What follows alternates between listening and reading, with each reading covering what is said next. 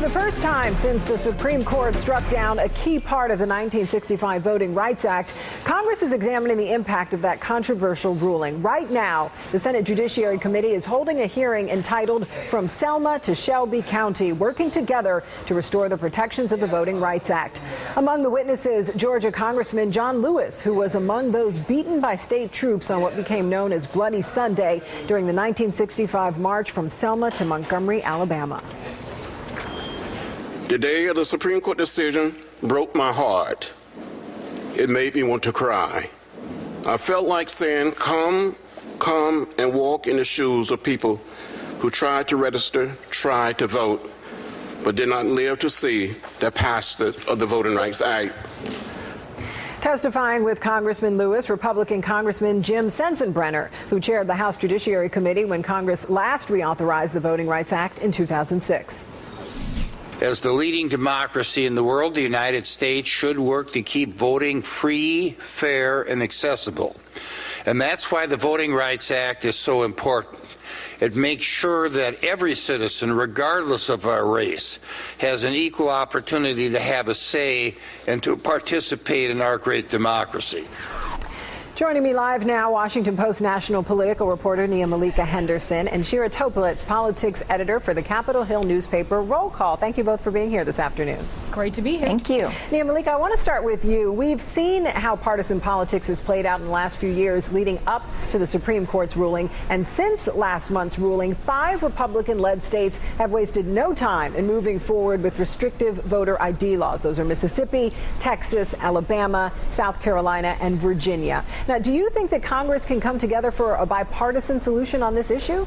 Well, I think the takeaway from today's hearing is that you do have bipartisan testimony there out of the House. John Lewis on the one hand and Sensenbrenner out of Wisconsin on the other. That is what people are looking at, what's going to happen in the House. But really, I think the focus should certainly be on those southern states. If you flash back to the 1970s, during those initial discussions about reauthorizing the Voting Rights Act, the discussion was all about the South, and there was some argument that maybe the Voting Rights Act should apply nationally to every state, but of course it ended up being reauthorized in the way that it was repealed in many ways by the Supreme Court. So I think you got to look at those southern states. You mentioned those and those representatives there. You look at a state, for instance, like South Carolina. It isn't only expanding voting ID laws; it's just making it difficult to vote. They are discussing in South Carolina a bill that would make it harder for disabled people to vote. That would essentially say if you're disabled, you have to get a note from your doctor to get an absentee ballot.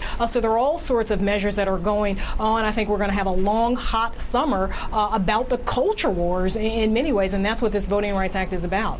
Now, you mentioned some of the signs of bipartisanship that we are seeing, but Shira, we've also seen Republicans lead the charge in the last few years on a lot of these new restrictive voter ID measures. So just where is the party going to go with this issue?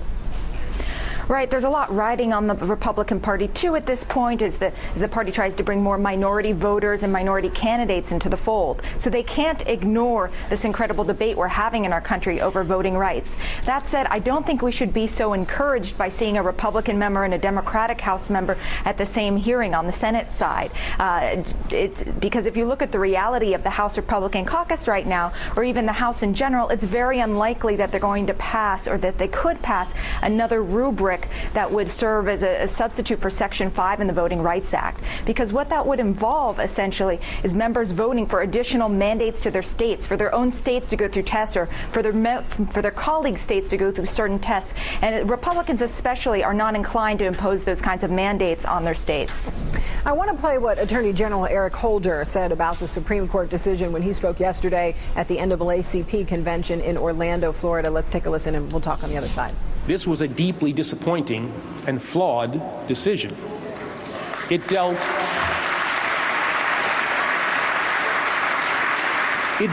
a serious setback to the cause of voting rights. These problems are real.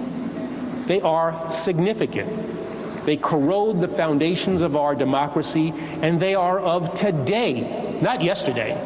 Quite simply, Congress must take steps to ensure that every eligible American has equal access to the polls.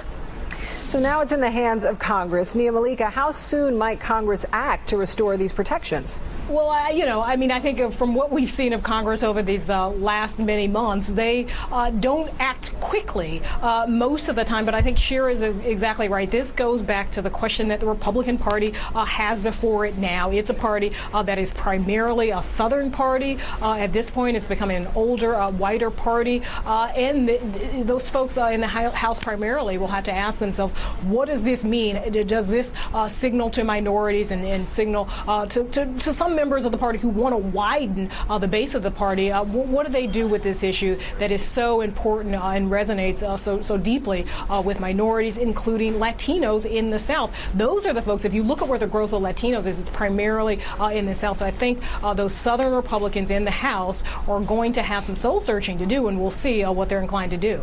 And Shira, what's your take on this? How soon do you think the Congress is going to move?